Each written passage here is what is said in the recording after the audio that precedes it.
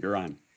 Good morning, Crossroads Nation. My name is Skip Nelson, and I am a financial advisor with 𝙀𝙗𝙚 Financial and one of the many volunteers that help out to bring you the resources of Crossroads. We are so thrilled to have you with us this morning. Got a great morning, fantastic information for you.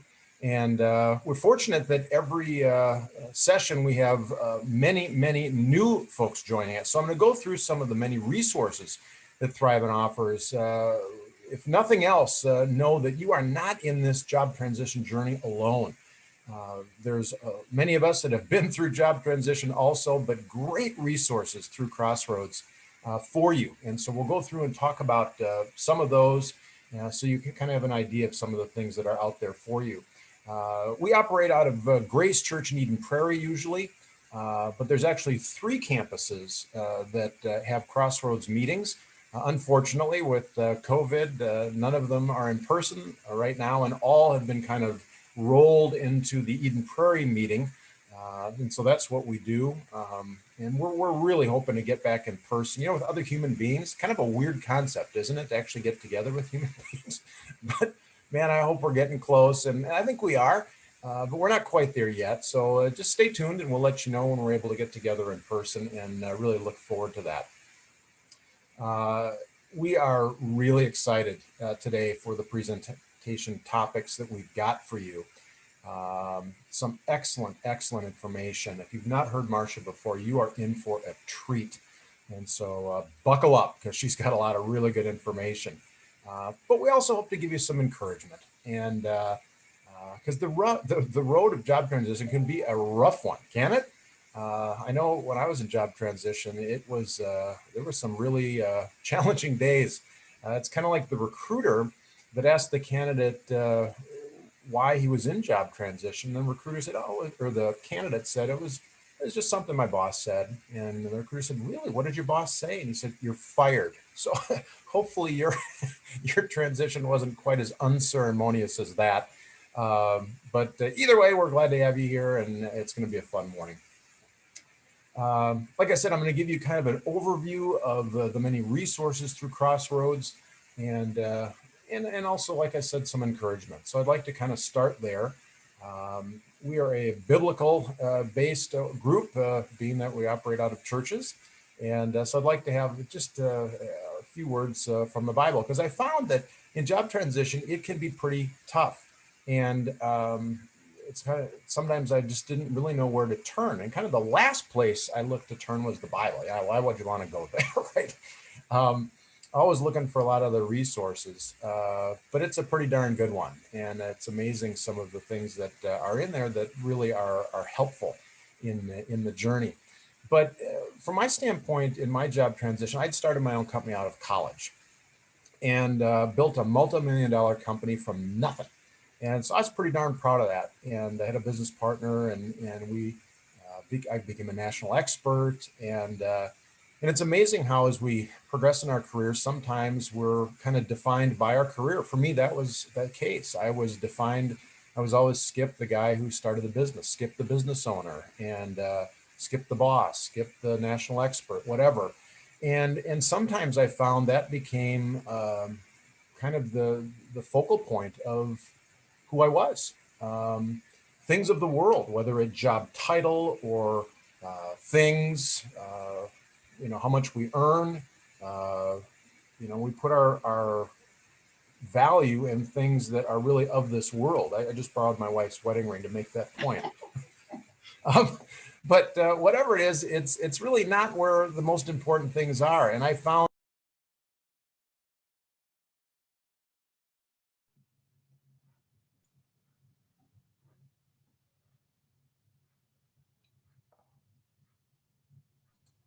Skip, sorry, need to unmute.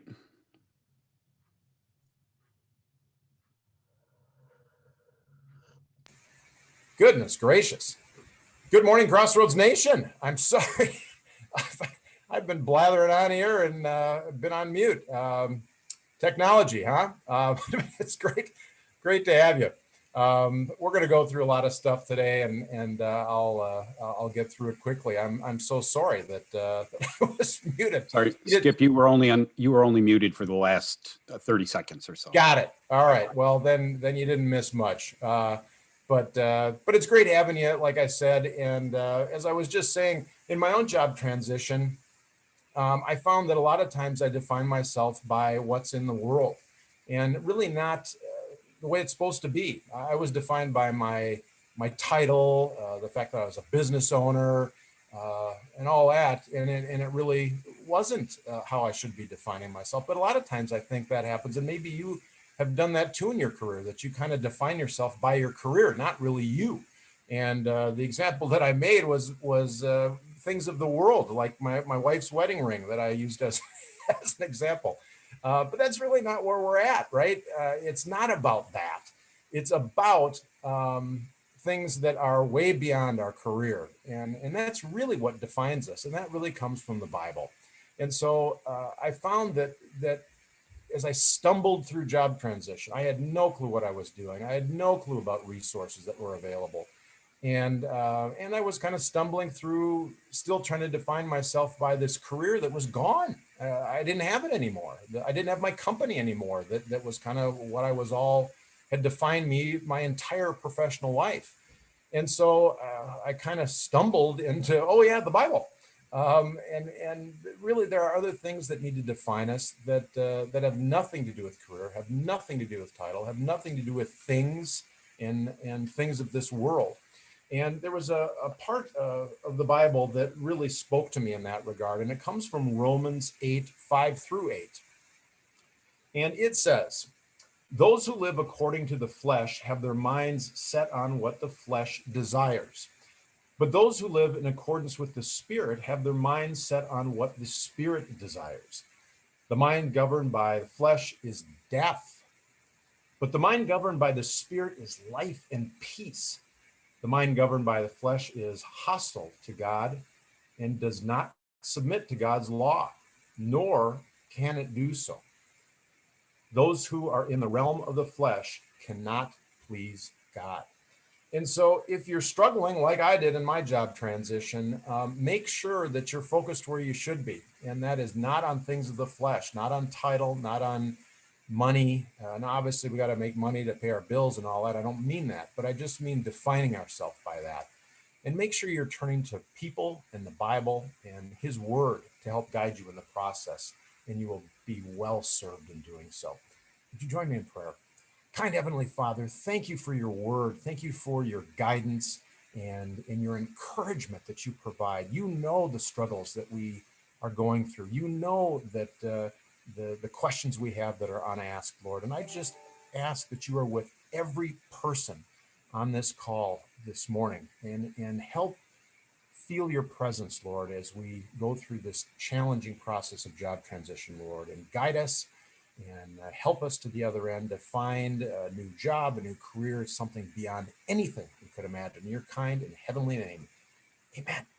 So let me share my screen with you, and we'll go through some of the great resources that we have available for you at Crossroads, and then we'll be on to the speaker and more great information for you. So again, welcome. Great to have you here.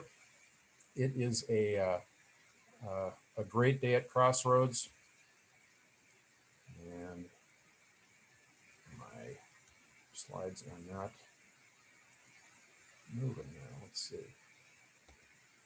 There we go. So we'll go through the introduction a little bit and an overview of what the Crossroads is all about. Then at 7:45-ish, Ian Riley will talk about crossroads in my career. And then at 7:55 or thereabouts, Marcia Ballinger will be with us to talk about winning the executive interview. Fantastic new book that Marcia's put together, and awesome information that I'll pop back on after Marcia, do a little wrap up, and then we'll be done. So again, buckle up. As I said earlier, there's 3 campuses that are involved in Crossroads. We've rolled them all kind of into the Grace Eden Prairie group, but there are 3. There's also Woodbury Lutheran Church, and North Heights Lutheran Church in Arden Hills. And when we get back in person, we'll be actually with human beings at all those campuses, and look forward to seeing you in person, being able to shake hands, or maybe that'll be, I'd probably be outlawed at that point, but maybe do a elbow bump or whatever we're allowed to do. But make sure you go to mncrossroads.com for details. And that's a great resource to go for really anything that you want to look at. Again, mncrossroads.com. Did I mention that it's mncrossroads.com? That is a great place to go because it has pretty much everything on information on our events, on resources, on jobs, and on a whole lot more. So mncrossroads.com is the place to go to really find out what's going on in Crossroads, because there's a lot of things on an ongoing basis. So you want to make sure you're checking it because we have a lot of events happening. And so on a weekly basis, there's first Networking with Grace, run by the Wesses, Roper and Tang, following this meeting actually from 9 to 11. And it's, I think, one of the best networking groups in the entire Twin City area. Do a great job. Most people come away with multiple contacts for companies they're looking to network into or whatever. It's a great networking group. So if you're not there, you do have to sign up because it's limited. So we have enough room and time to allow for everyone that signs up. So if you haven't signed up, do so. I don't know if there's any space available for today, but don't miss it. It's a great networking group. Then, if you want one-on-one coaching, that you have specific questions about resume or interview, you want to do a mock interview or something in your own job search, that is available, and it's available anytime. So just go online. You can sign up for one-on-one coaching. I'm one of the coaches. There's probably 30 of us, and we'll reach out to you and be happy to answer any questions or anything that you've got. And then lastly, prayer support. Again, we're in a church and we believe in the power of prayer. You're not in this alone regarding resources, regarding all the things that are out there for you in your job transition. But oh yeah, God, there's that. And we believe in the power of prayer. There are people praying for you. And if you have a specific prayer request, please reach out and let us know. And we will pray for you and pray for your search, and that it goes through the best way, better than you can imagine. And then there's online classes. At Grace, we have an 8-week class structure to basically take you through every element of job search that you can possibly imagine. Again, I had no clue. I'd never looked for a job. I had started my own company out of college, and so I'd never even looked for a job. I had no idea what was involved. And there's a lot of steps to it and a lot of process to do it correctly. It's changed. If you haven't looked for a job in a while, it's way different now than it was even 5, certainly 10 years ago. So make sure you sign up. There's new classes every month, and it takes you through every single element of job transition that some that you're aware of, probably some that you aren't, whether it's assessments and networking and targeting companies and resumes and interviewing and negotiating and whatever. It goes through everything. So don't miss out on that. It's a great way to really have a nice overview. And you go through with 6 or 8 other people in your group that you can kind of go through the journey with. So I found that really helpful too. And again, make sure you join the LinkedIn group, Minnesota Crossroads Career Network. It's also a great resource for you. And it's a resource for our alumni to come back to give back. We've got thousands, I don't know, Harry, maybe 6,000 alumni, a lot, that are out there that have been through job transition, that get it, and are willing to help in their working at companies and have got great connections and things that are all available for you. So make sure you look at the LinkedIn group, Minnesota Crossroads Career Network, fantastic resource. And we have a lot of other additional resources that come to you from a variety of companies and things in the Twin City area. I'm very proud that my company, Thrivent Financial, has had a long working relationship with Grace Crossroads, and we're thrilled to do so. We're big believers in this group and what it does. And so there's many other companies beyond Thrivent that do the very same thing, whether they support financially or whatever, but it's a great mission that Harry has built, and there's a lot of companies that support what is done. and a lot of people too. Here's just a few pictures of some of the folks that work together as volunteers to that Harry has assembled to bring you the resources of Grace Crossroads. And so we're all here to help. If there's one message I hope you get from our time today is you're not in this alone. There's a lot of people and a lot of resources to help you in your job transition. As I mentioned, the 3 campuses that are involved, if you don't have a church home, reach out to one of these. We'd love to see you. Woodbury, North Heights, or Grace. They can have information on their services and things that they've got. So that is it for the resources. So let me get back.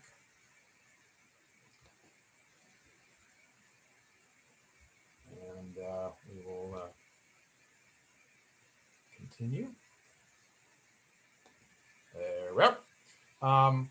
And so what we'd like to do now is bring on somebody that is going to share with you a bit about their journey.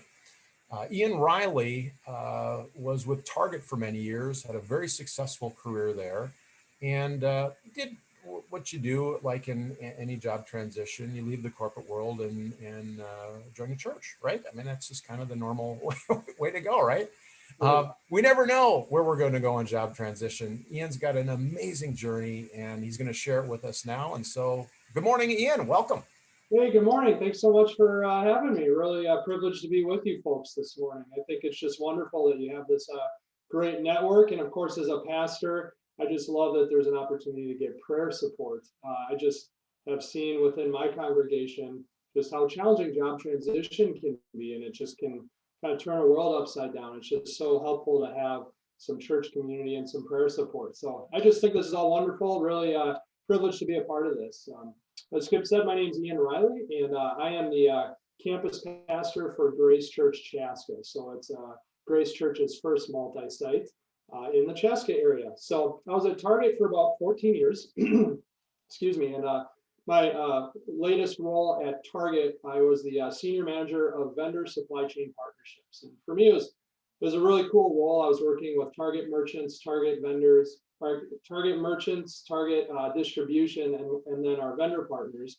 And we looked at our supply chain from end to end and collaborated together to minimize supply chain expense. So it was a lot of fun. I really enjoyed that role, but along the way, God used me and some others to start a ministry at Target called the Christian Network. And by the time I left Target, that had grown to about 1,100 members. We had 14 different Bible studies, and people were really learning and growing in their faith within the corporate workplace. So it was just a crazy opportunity, and I just loved it. But along the way, God gave me a pretty clear signal, and that's a story for another day, that I would end up in vocational ministry. And from the point that that happened to the Grace Church opportunity was about 5 years. And so by God's grace, I actually didn't experience a job transition. I just went directly from from Target to Grace. But there was this really interesting 5-year process, a lot of seeking and a lot of patience. I just wanted to share some of what I learned with you today. Now, when I was at Target and sensing something was going to happen, I had always pictured it was going to be in what's called a parachurch ministry. I never pictured myself being a pastor. Grace Church came to me and said, hey, here's what multi-site is. Here's what we're looking for in a pastor. I want you to think about it. And for me, this was basically left field. And I really struggled with the concept of me being a pastor, just the connotations with the word itself and all that the job entails. It was just a big deal. And I really wrestled through this decision and this journey. And so I want to share with you today, just based on my experience, I think some tips on how you can discern God's will in general, but certainly with your career path and what that next role might be. And so the first thing I wanted to share is that God taught me contentment with excitement. I was really excited for what was coming next. And many of you are probably really excited to figure out what that next role was. But I also learned how important it was to be content where I was at for a number of reasons. The first is that I wasn't kind of squandering the time I had right in front of me. And God used me in those last 2 years that I was at Target, I had more opportunities to bless other people than probably that first decade combined. And that's because I was in the moment and I was content. And that contentment, I think, also helped me objectively kind of look at the options that came down the road. So the first thing I want to share with you was contentment with excitement. And Paul modeled that in Philippians 4:11. He said, I have learned in whatever situation I am in to be content. And he was in some really rough situations, shipwrecked, imprisoned, etc. And so just want to encourage you with that, wherever your situation might be right now, to focus on contentment. Secondly, I learned to trust that God's power is made perfect in weakness. And that's right from Scripture as well.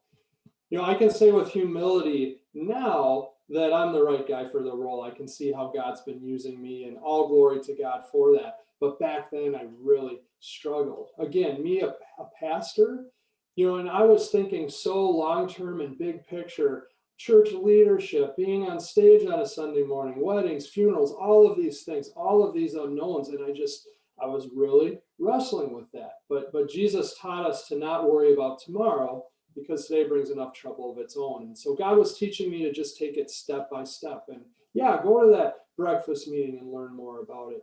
Yeah, apply for the job, and then go through the interviews, and then accept the job, and then show up to day one, and then show up to day two. And so, you know, this step-by-step journey where I'm trusting that God's power is working even with all the weaknesses that I have. So I want to encourage you with that. The third thing that I learned is that I can have opinions and I can have desires, but I need to be open to any outcome. You know, I was really wrestling with this pastor concept, and as when I went and talked with people that know me well, I expected them to laugh me out of the room, like, you a pastor? You got to be kidding me. But one after another said, I could totally see you as a pastor. And you know, if I already in my mind had made up my mind, no, this isn't possible, then I wouldn't have been open to how God was speaking to me through those people. I needed to be open to whatever outcome in that decision. Another thing I wanted to share is just that I believe God speaks to us in different ways, but primarily it's through His Word, the Bible. It's through prayer. It's through connecting with other people that know Jesus, and then it is through circumstances. And I believe that when God speaks to us, a lot of those things will really be coming out. You know, if I have a desired outcome, like I want this, you know, I can manipulate my own thoughts. I can say, you see, the Scripture is telling me to do this, and we can kind of fool ourselves. But when we wait on the Lord, I think He really speaks clearly. And so I want to encourage you to be getting into the Word, to be praying about it, and to be talking to other people. Along with that, though, I think we really need to be patient as we're seeking God's will. I think most of the time God will speak clearly, but I wonder how often I rush it because I'm getting impatient. But I think God cares as much about the process than the actual decision. And you may have heard people quote this, or you may know it yourself, but in Romans 8:38, it says that in all things God works for the good of those who love Him and are called according to His purpose. So we love that verse. God's working all things for our good. But what is good in God's eyes? And it's not necessarily us getting what we want right away. Verse 39, which I rarely hear quoted, says it defines our good as being conformed to the likeness of His Son. So what that means is God is trying to help us to become more and more like Him, to become more Christ-like, to grow in our relationship with God and our love for Him. And so when we're seeking His will, so often we have to be patient and to be earnestly seeking Him and waiting for that clear answer. And then lastly, when it is clear, be faithful and take action. You know, it was a long journey, as you're probably hearing, and it involved my wife, and we eventually hit a point where my wife said, of course you need to do this. It is so clear. But we had been wrestling with some things like financial security. But when I started signing the papers with Grace Church, a week later, I got laid off from Target Corporation. And God was so gracious in the timing. He allowed us to just kind of work through that on our own. And what we learned through that is that financial security is an illusion. And many of you understand that very well. But when it was time to act, when God made it clear, we were faithful And then God was so gracious in affirming that decision.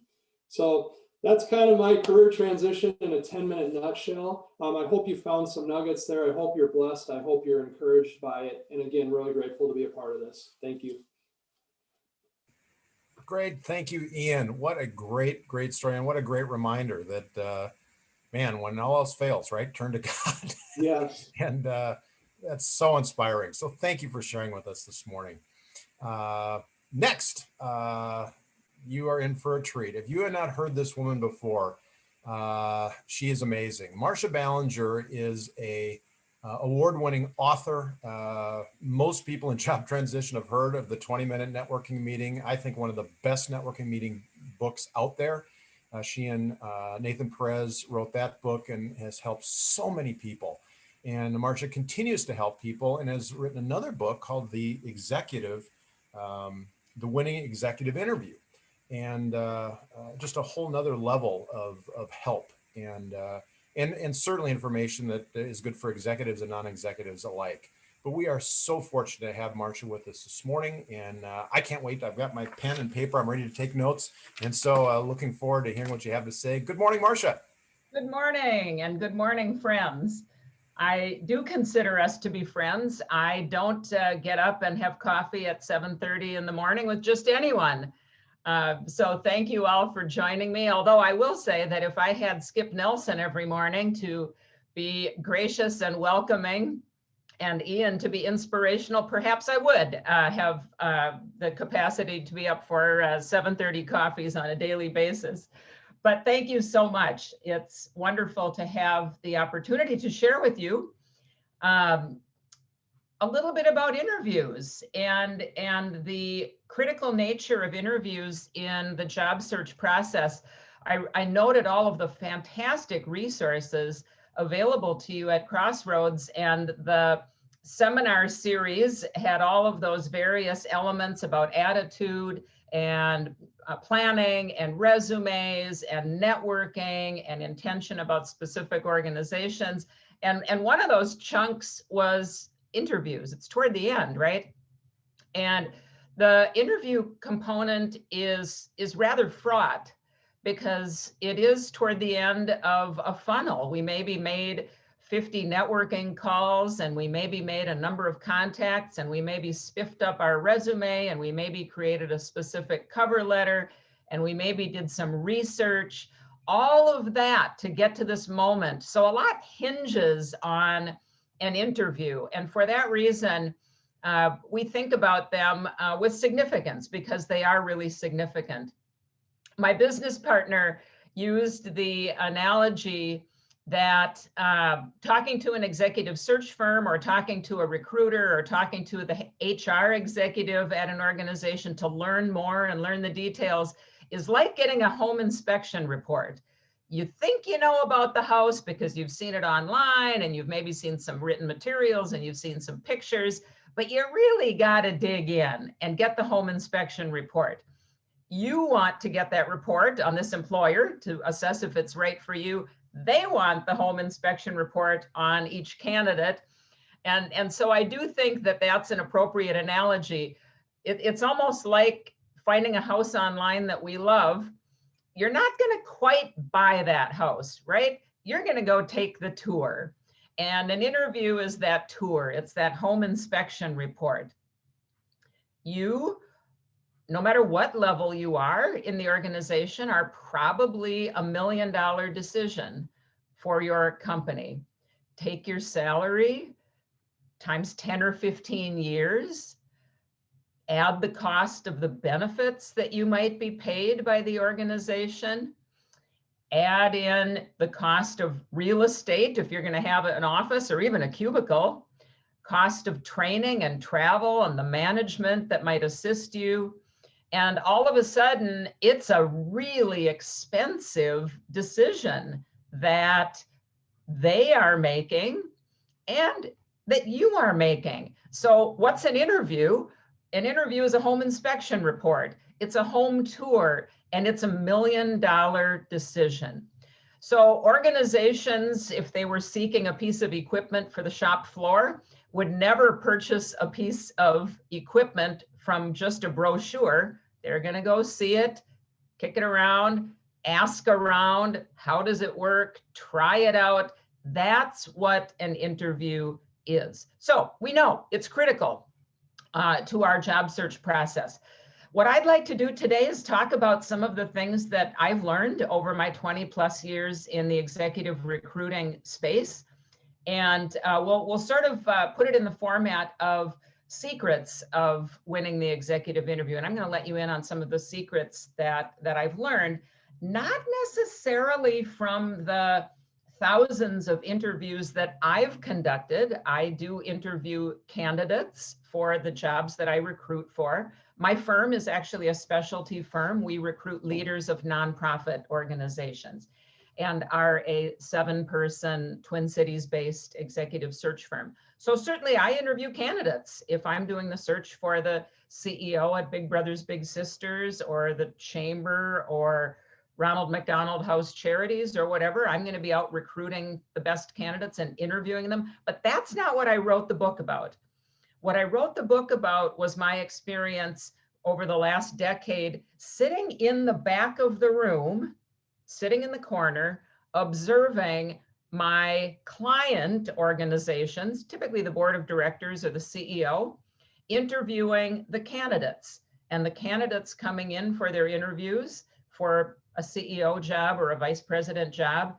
And when they leave, I hear what my client has to say. And again, I'm perched in the corner. I've already interviewed these people, but I love getting the client perspective. What's really happening? What are the perceptions in that interview room? That's what I wrote about. That is the secret that I think most interviewees want to know. How do I come across? How can I be my best in that interview space? So let's dive in.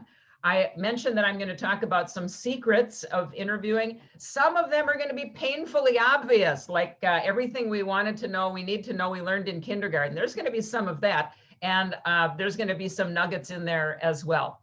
The first one, again, might be obvious, but I'm going to tell you a secret, and that is that executives, organizations do not conduct interviews for the fun of it.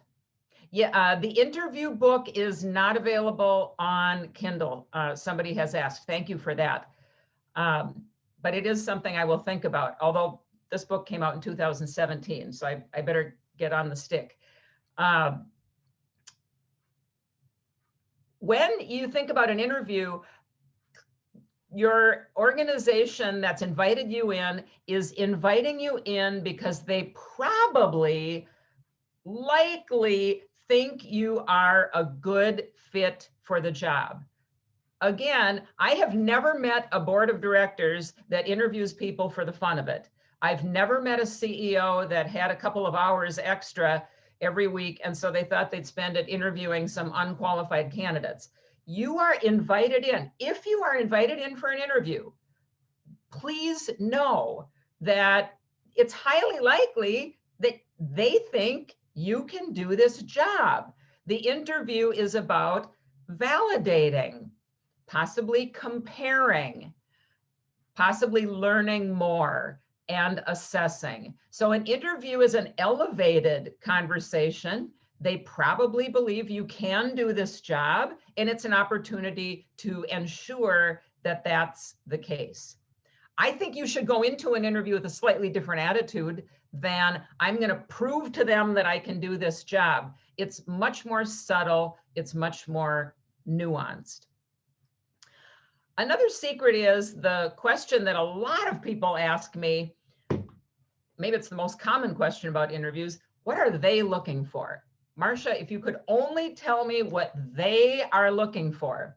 Well, you know, they are going to be looking for something different, whether it's a bank president or an engineer working in sheet metal fabrication or a pastor at Minnesota Crossroads. We're going to be looking for different things. Of course we are. We're going to be looking for different things, whether it's a small, scrappy startup or whether it's 3M. We're going to be looking for different things based on functional expertise. Of course, we're going to be looking for different things. There's no one thing that if I could only say the magic word, I will be hired. No. But I will tell you what I have found thematically, and again, slow thinker, it's taken hundreds and thousands of interviews. There are 4 categories that are almost always the same. No matter what you're interviewing for, no matter what level, no matter what type of organization, there's 4 categories that are almost always present in the interview process. Perhaps not all in one interview, but over the course of a handful of interviews that you almost always will have, these 4 categories are present. So let me tell you what those are, because interview questions are built around these 4 categories. The first category is, can this person do the job? And I've already mentioned that they probably think you can, but there will be questions about your skills, your background, your experiences, your qualifications to assess and assure in that area. And again, possibly compare. Can this person do the job? Can this person do the job as it exists, really, and as it exists on the job description that you've seen? Keep in mind that those are not always the same. We can't say everything in the job description. We can't say that a peer is gravely ill and we may need you to pick up the quality department. We can't say that somebody is on a job performance plan and they may need specialized skills in a related area in the training department. We can't say everything in the job description. We can't say if there are problems or challenges that you'll be facing, but we can ask a lot of questions in an interview. So again, it's not always going to be exactly what the job is versus how the job is described in a job description. But we'll get at that in the interview. Can this person do the job as it needs to be done today? That's category number 1. You will get questions about, can you do the job? Category number 2, will we like having this person around as they do the job? And in my book about interviews, I write about that topic. We are assessing whether we want that person. And here's the image that I use, because I believe interviewers have this kind of baked into their perspective.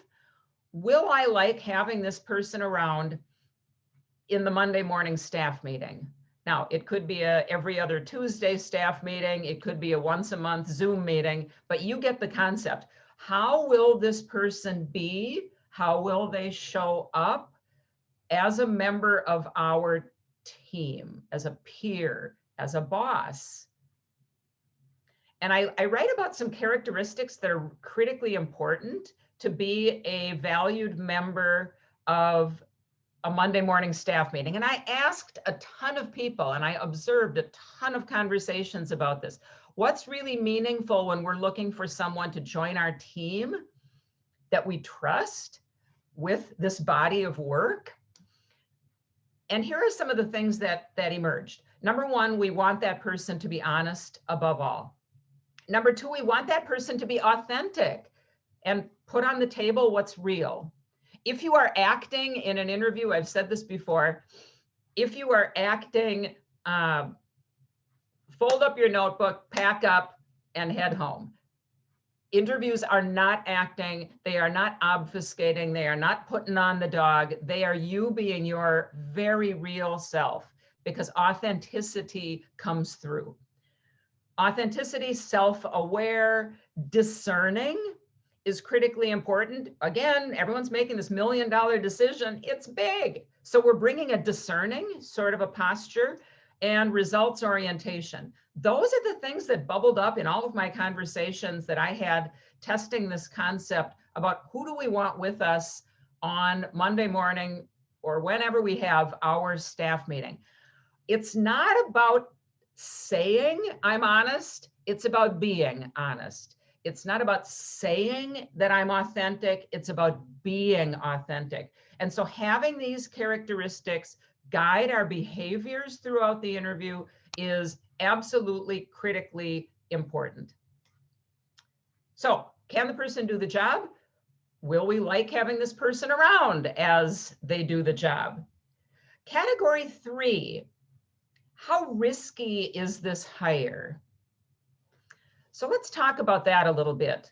Again, if you're purchasing a new home and you show up to look at the house and you see it's right up next to a stream, you might find that charming, but you might also ask, does the water ever rise and get into the basement? You're not trying to be a jerk, you're trying to assess risk, right?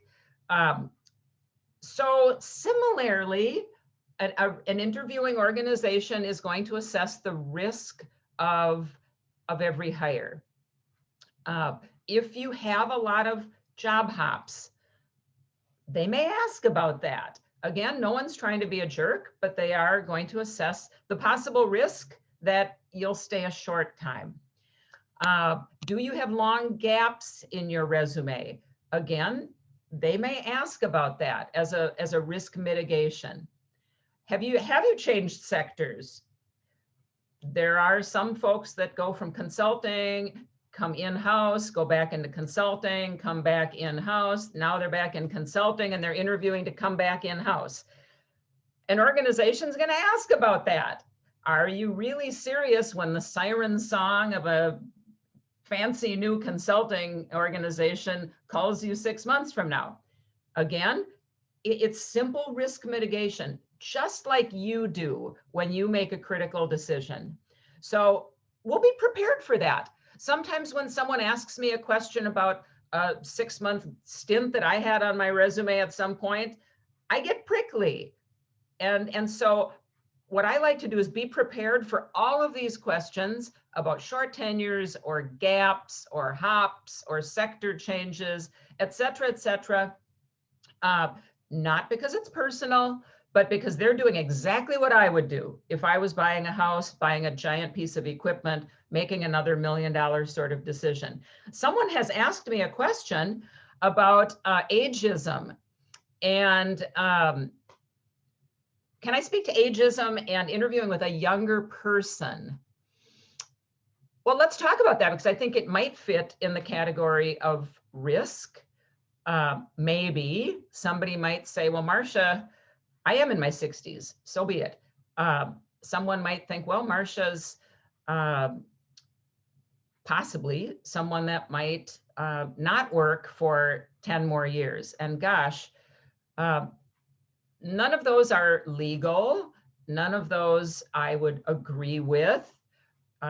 Is it possibly out there? It might be. I'm really a fan of holding my head high. I am a fan of being proud of what I've accomplished. I am a fan of being authentic. If I was, God forbid, I ditch my partners and off I go and I'm interviewing, I'd be pretty honest about the fact that I would only want to work for 3 to 5 more years. Why wouldn't I be? I don't want someone who has an expectation that my best projects are going to be 7 years out. I want to dig in now. So I am going to be authentic about my own situation. You may or may not feel like being that authentic, but I think I would hold my head high. I would own what I've accomplished. I would, if you were working with a career coach, many of them will counsel us on whether I can have a different hairstyle, a different set of glasses, a different attire that makes me feel better competing in the talent marketplace. And maybe that's a thing. But I think I would put that in the category of a question I might get asked that isn't personal. And, I do also think that 60 is the new 40 and people are working much, much longer, contributing much, much longer. And I have seen ageism go from being pervasive and ever present to occasional. And so I'll just say that and feel free to ask follow-up if we want to talk about that a little bit further. But that is the third category, is can the person do the job? Will we like having the person? How risky is this hire? And owning my own possible risk factors, just as things that'll come up in conversation, not personal. And the fourth category is, can we work out the details? And those might be things, they may not come up in every interview, but in the course of the interviews, someone will ask about details like, can you travel 40%? This position is located in Farmington and you live in Elk River, is that going to be a problem? Is it a full relocation? We were talking earlier about a candidate that Harry brought from out of state to move to Minnesota in the midst of the ice freeze that we had a few weeks ago. And what do you do about a full relocation? How willing are you and your family to do that? Compensation, is there a fit within our range and things like that? Start date. So there are going to be details throughout the process that we'll need to assure. Some of them will get asked about early in the process. Some perhaps will wait till the end, but that is a category of questions that we will get asked. So again, employers are looking for very different things for very different jobs, but you're going to get questions in each of those categories. Here's another secret. On average, this is the trivia for the day. On average, the executive professional interview typically has about 12 to 14 questions per hour.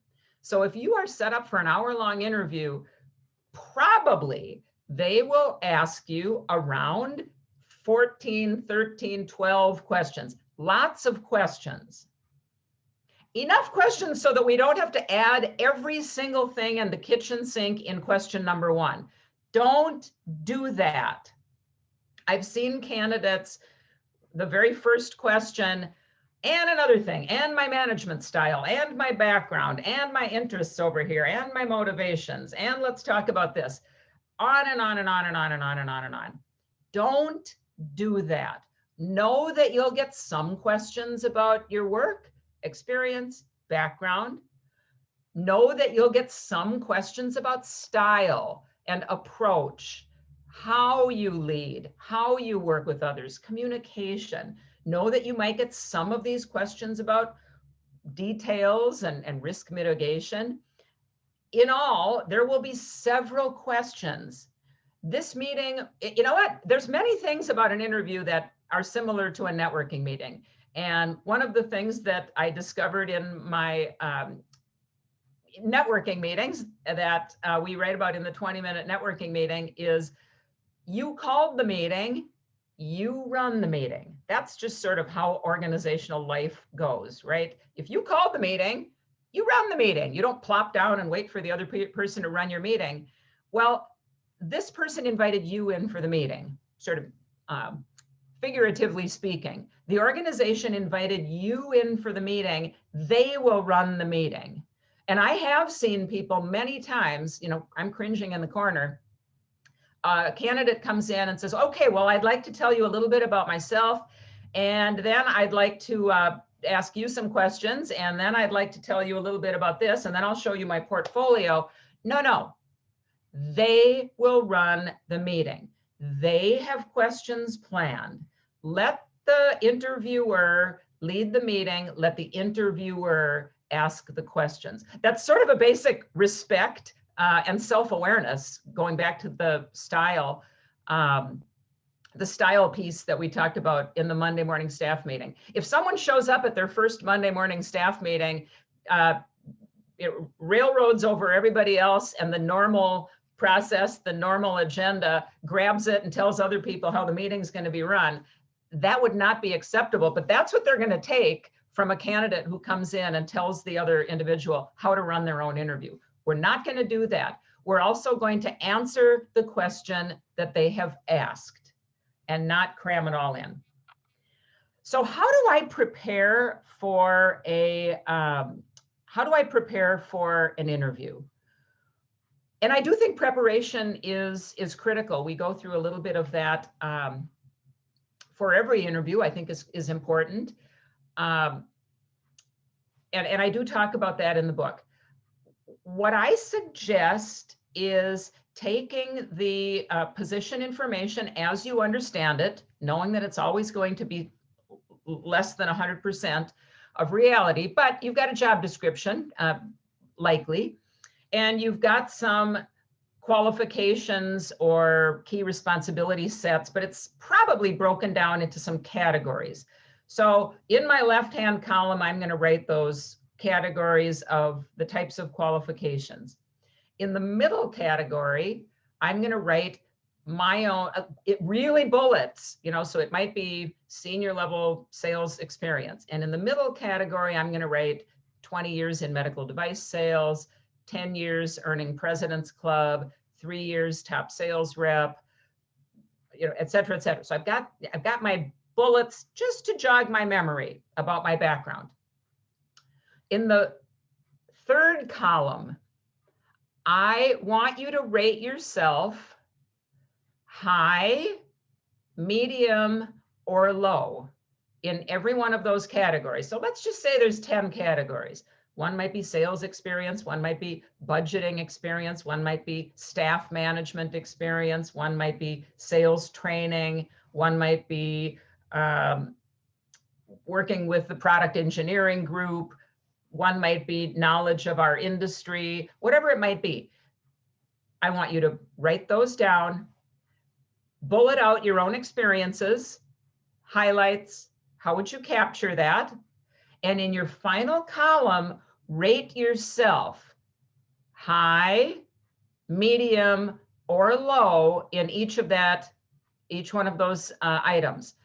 Here's my rule and my caveat. You must have at least one high, and you must have at least one low. You must rate yourself low on at least one category. Trust me, you are low on at least one category. And sometimes we get into the interview and our mind shifts to, I've got to rate myself high on everything. Remember the Monday morning staff meeting? We want someone who's discerning. We want someone who's honest. And we're going to not say we're those things, we are going to be those things. There's got to be something that's lower than the rest. So we're going to rate that low. We're going to have highs, mediums, and lows through all of the categories of the qualifications. When I prepare my grid, I look at it, I glance at it, and then I put it away. I don't read it. I don't memorize it. God forbid, I don't bring it in with me. It's something that has helped me feel good, feel square, feel prepared. Another secret that I'll share as you prepare, as you think about yourself vis-a-vis this particular job, the one word never to use as you prepare for an interview, and the one word never to say in an interview. Never, never, never, never. If we were in the large group, I would say, does anyone want to take a stab at guessing what that word is? To never, ever say. And here's the word. Never say the word perfect. I, Marcia, am perfect for this job. I am perfect, perfect, perfect, or ideal. I am the perfect candidate. When I hear a candidate say, based on just looking at a job description, that they are perfect, I start to question judgment.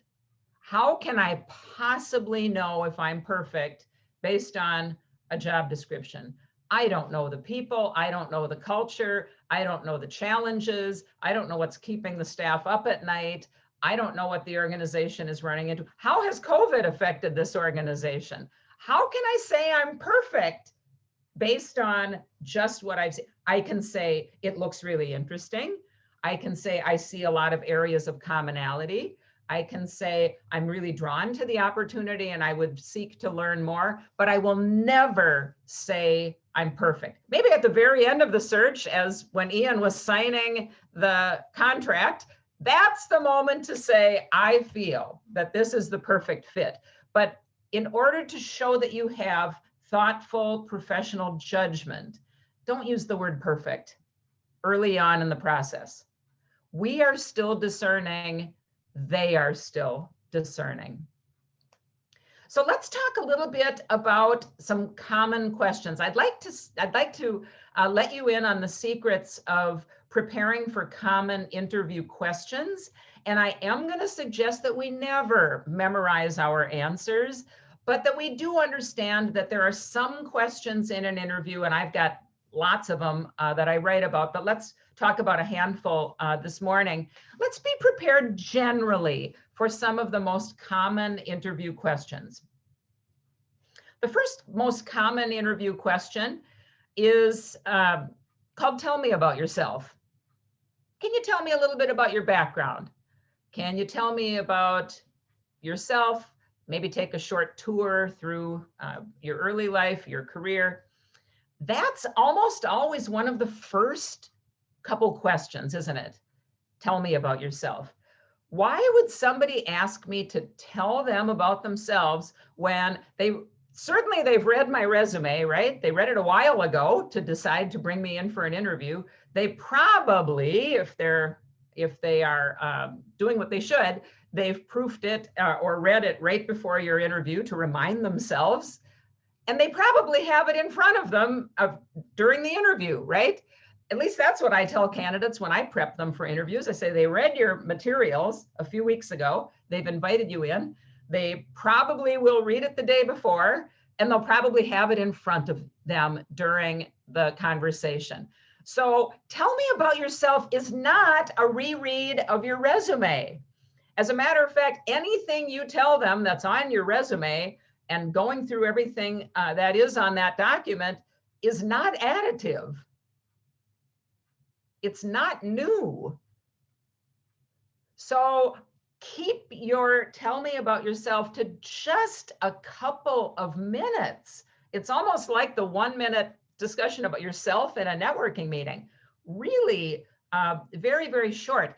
The purpose of that question is it's a question that's easy for both parties, right? We're racing into this interview. We've met in the lobby. We don't know each other. It's a little bit of a calming, let's take a couple of minutes. It's also context setting. If the person has multiple interviews that day or multiple meetings and their head is here and there, having you recap some things. Oh yeah, I did read this. Oh yes, I remember now. So it's more about setting context for the rest of the discussion. If somebody were to say, "Tell me about yourself" to me, and they had my materials in front of them, I would say, I would highlight I've been in the executive search industry for over 20 years. I'm starting that many years, and founded 2 firms after having been a partner at a 3rd firm. And prior to that, my background was in human resources development, primarily in the manufacturing and distribution industry. My educational credentials are thus and so. And avocationally, I've been on the boards of these organizations and nonprofits. Some other things that might be important about my background is X, Y, and Z, and that's about 30 seconds. Now, you may want to share a little bit more about that because you may be highlighting specific organizations and things like that, but it doesn't need to be long. And I want to stress that it's really a context setting question so that other questions can be hooked onto the material that you share. The best discussion in interviews, this is another secret, come at the end. The best discussion comes at the end. We've gotten to know each other. We put a lot of material on the table. Maybe there's been vulnerability shared on both sides. And at the end of the interview, when I hear a CEO or a board chair say to a candidate, "Yeah, we're really wrestling with something here. Staff turnover is an issue." Have you ever faced that? Well, yeah, here are some things that we did when I was a director at the YMCA. Oh, okay. And we're wrestling through things and we're putting a problem on the table and we're talking about it. And each side has some ideas and each side is learning. What is that remarkably like? It's remarkably like a Monday morning staff meeting.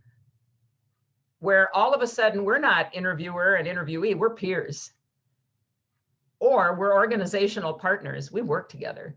So to the extent to which we get past some of the rote material that is in the tell us about yourself sometimes, the better off we are. So let's just stress that telling us about yourself is context setting. It's not so tiny as to be an elevator speech, but it's a bit more rich, but definitely does not replace the material that comes further on in interviews.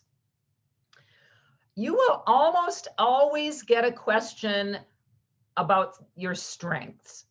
What do you think are your best qualities? What are your strengths? Something like that. When you get a question about strengths, it's almost always asking about your work experience. Let me repeat that. When you get a question about strengths, it's almost always about your work experience. So my strengths for this particular job include 10 years in the woods industry and an additional 15 years in quality assurance. I've worked with lean over the last 7 years. Prior to that, I did more work in some other models such as ISO and some other things. But I think my strengths are that I understand the industry and I understand how to apply those various models in this industry. Perhaps another strength is the size and scope of the teams that I've led and the fact that the teams that I've led have been multi-site located such as they would be here. So what you're hearing is I'm answering the question about the job. My strengths, my capabilities.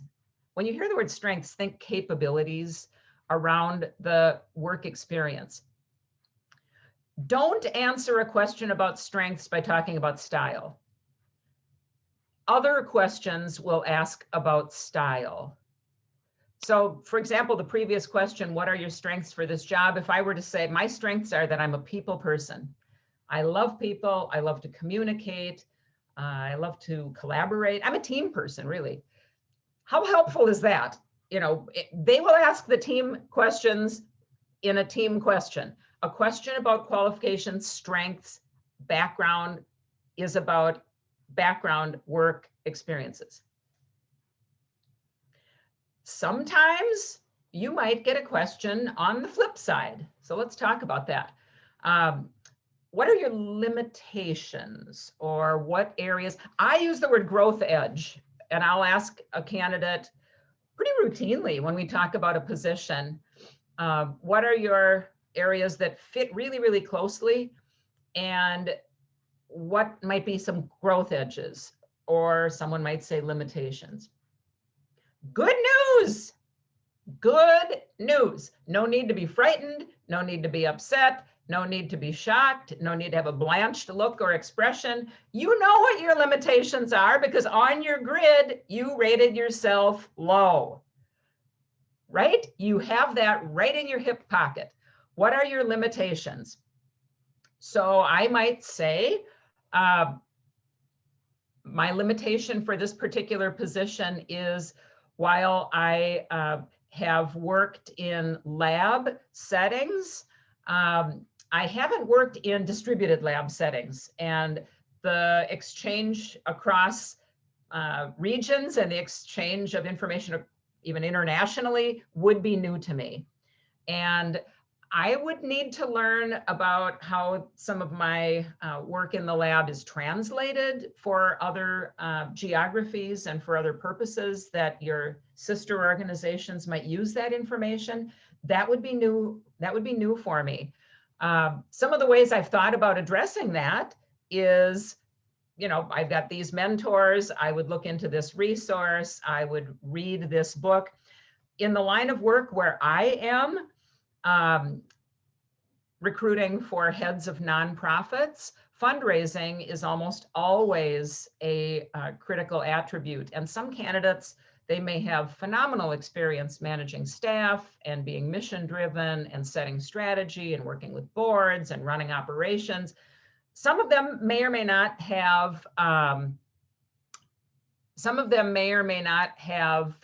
fundraising experience. And so that's one that I really encourage people to address, whatever it is that's your low, to address it head on and say, fundraising, I've done some, and here are what those, those fundraising experiences look like. But I know that fundraising is a significantly broader field.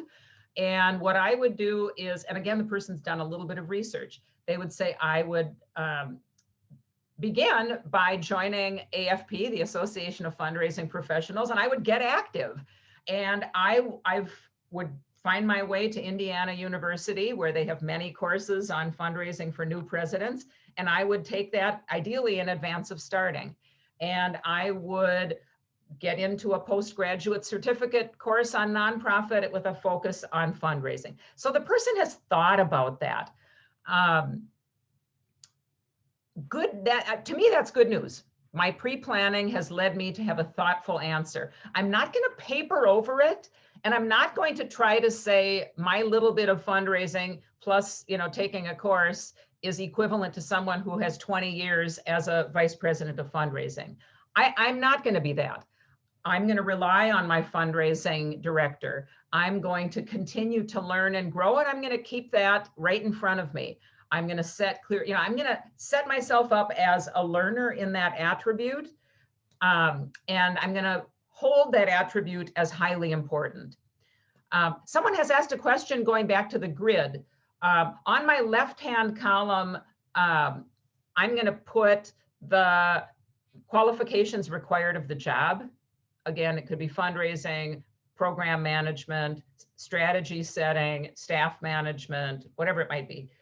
My middle column is going to be some bullets of how I fit that, thinking about my work experience. Could even be avocational experience. I'm on a ton of nonprofit boards. If I was interviewing in the nonprofit sector, I'd talk about volunteerism.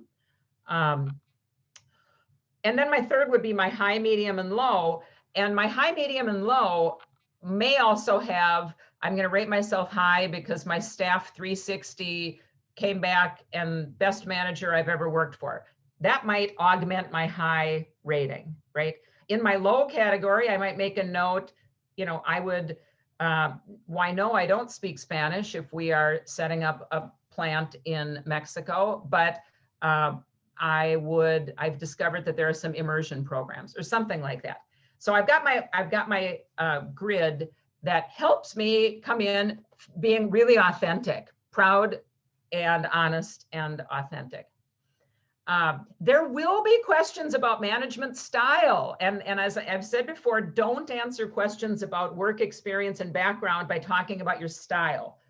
That's number one, weird. And number two, the interviewer sort of doesn't know what to do about that. All of a sudden I'm getting answers for questions that are a little bit off track. You'll probably get asked about your communication style or your management style or your team participation style or how you handle conflict, and maybe sometimes many of those types of questions.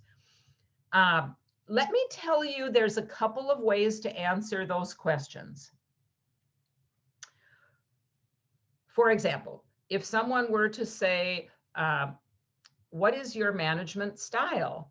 I might say, I believe that it's very important for managers to be open. Managers should have an open door. I think managers should communicate regularly. Managers should be transparent. Okay, answer number two. Thank you, that's a great question. I've been a manager for the last 15 years. And I've had the good fortune to be able to ask my staff about my management style. And what my staff has shared with me, and I'd be happy to share with you from 360 documents, are they've called me an open door manager. And what they mean by that is that virtually always my door is open. I've got a big, gigantic, heavy rock that I prop my door open with. It's very difficult to shut, actually. My staff voted me most communicative award, and they made me this made me this little sort of chirping bird award because I communicate so regularly with them.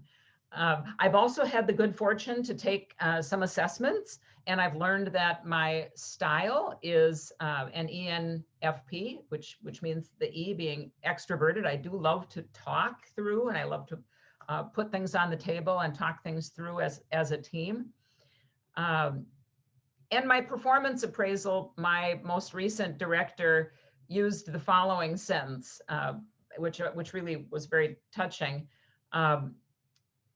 Marcia cares about her staff to the nth degree.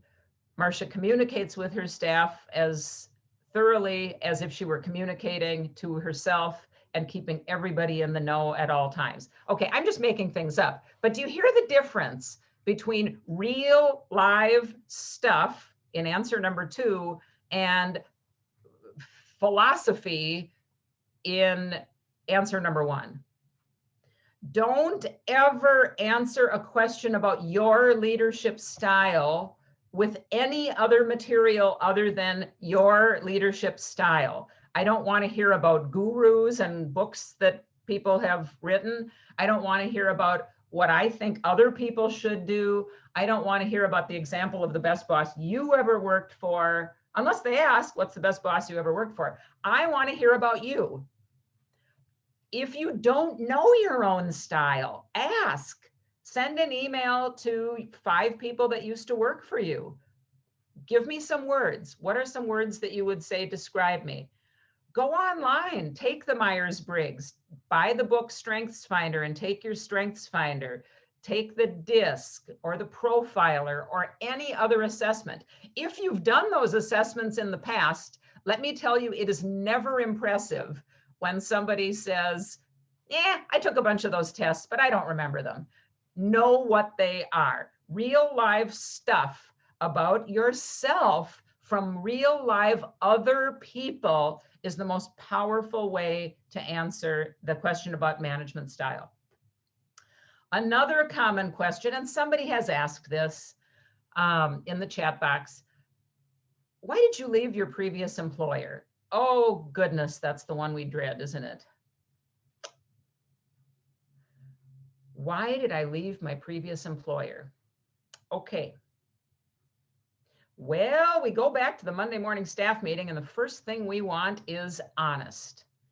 So I'm going to be truthful. I'm going to be truthful. We're in a community of faith this morning. We're going to be truthful. Never badmouth a previous employer, ever.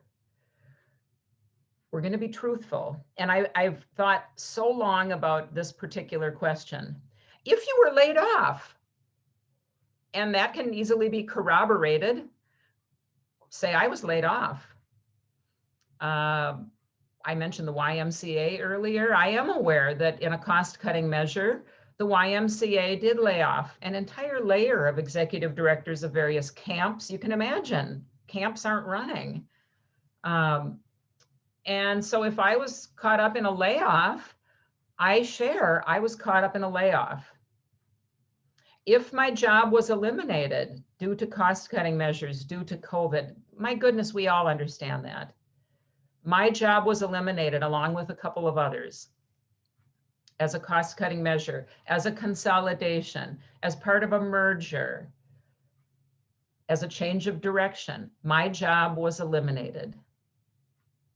If your job was not eliminated, in other words, if your company is actively recruiting for your job right now, assume that your new employer will see that posting.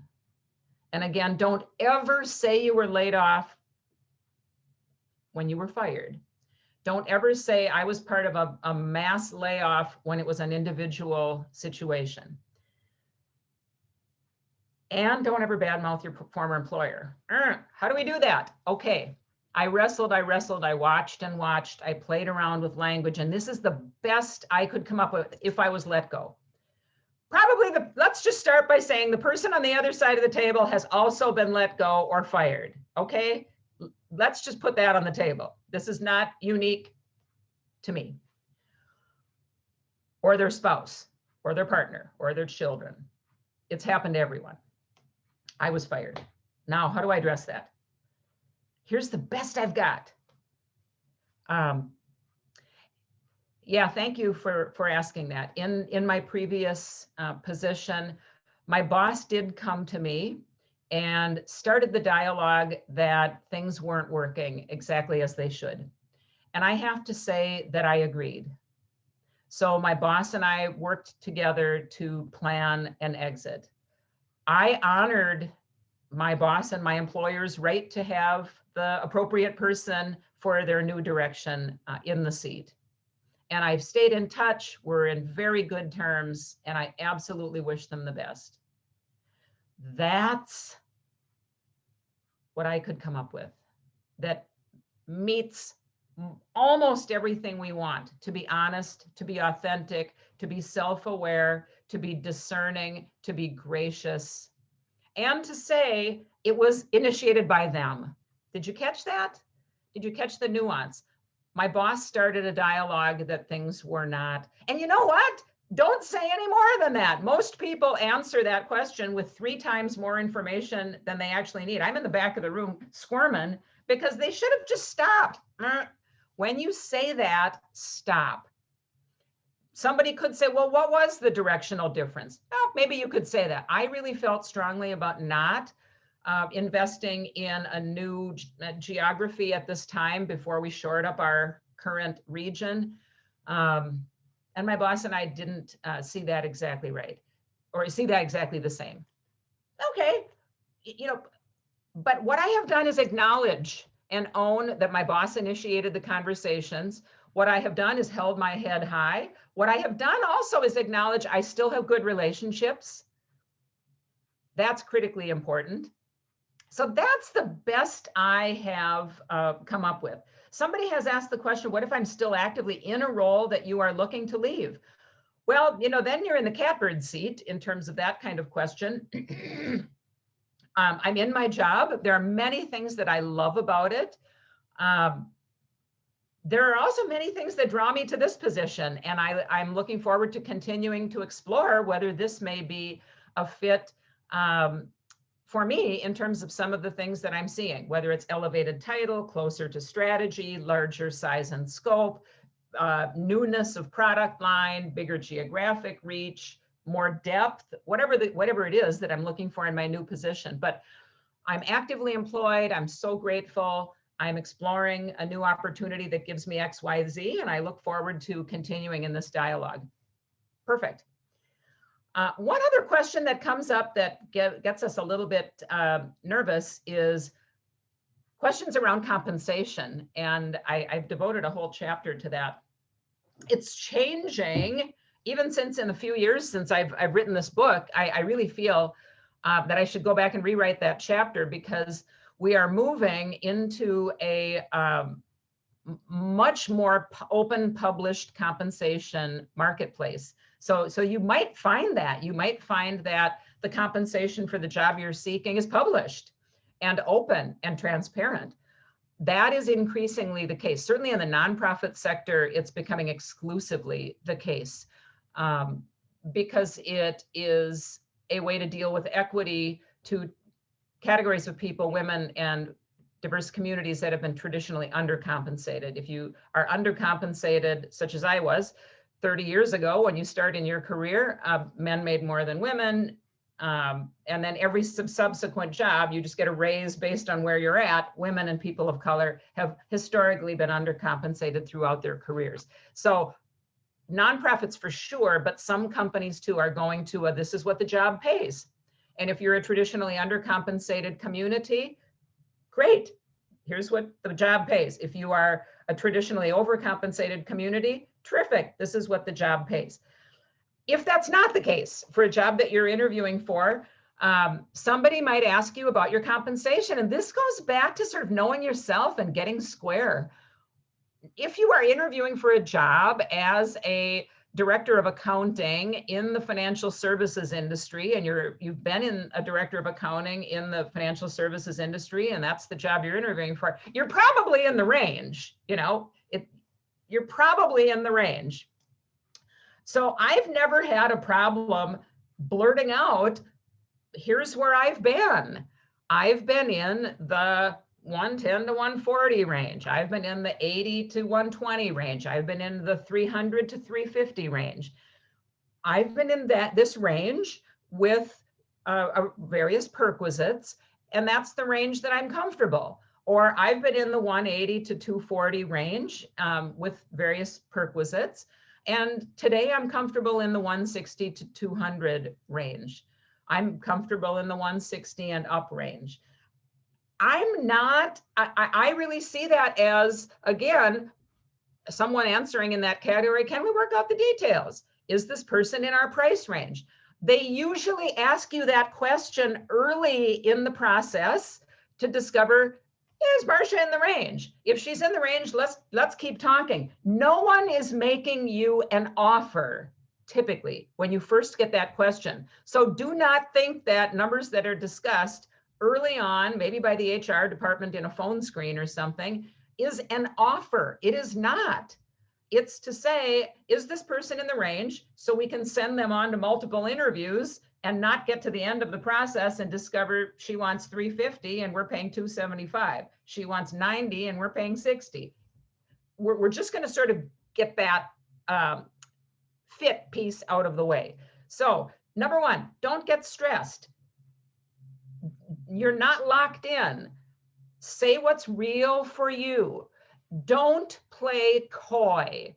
You could certainly try to say, my sense and my understanding is that the range for this is 120 to 150, and that's where I'm comfortable. You could ask, is there a compensation range that you'd be comfortable sharing with me? Oh, our range is 120 to 150. That's a range I'm very comfortable in with my experience and my most recent comp. So don't be coy, don't be argumentative. It's not a game, it's not finality.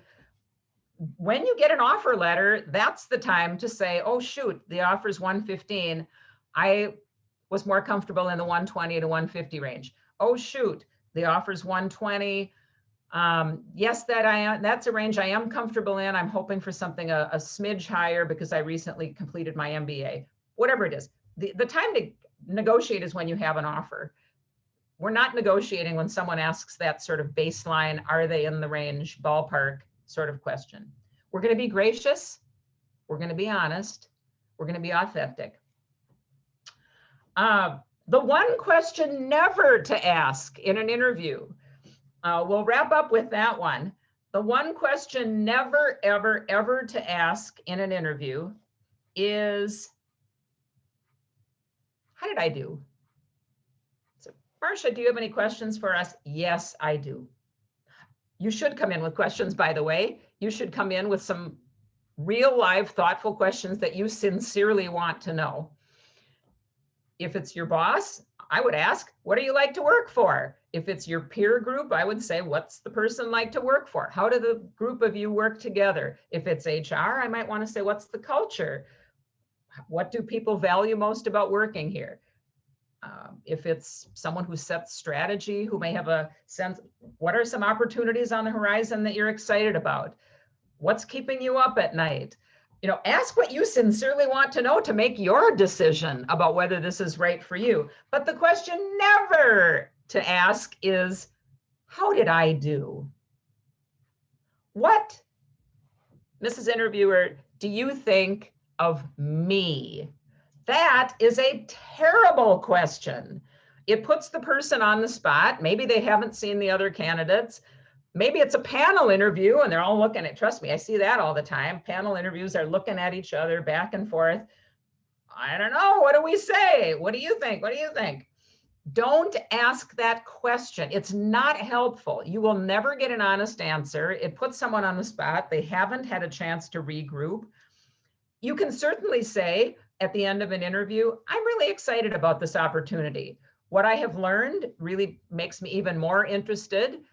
I know there's more conversation to come, and I would be delighted to continue the correspondence. Let me say this, and I do say this to groups that I talk to. There is something worse than being unemployed.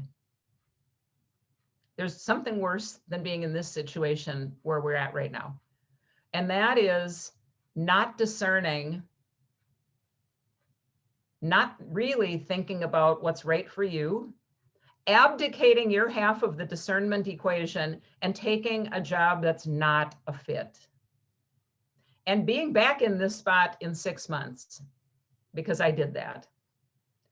Hang on and grasp and keep your side of the discernment equation. What is right for you? What do you seek? What brings you joy? How do you use your skills in the best possible way? You deserve to have the perfect job. Now we can use the word perfect.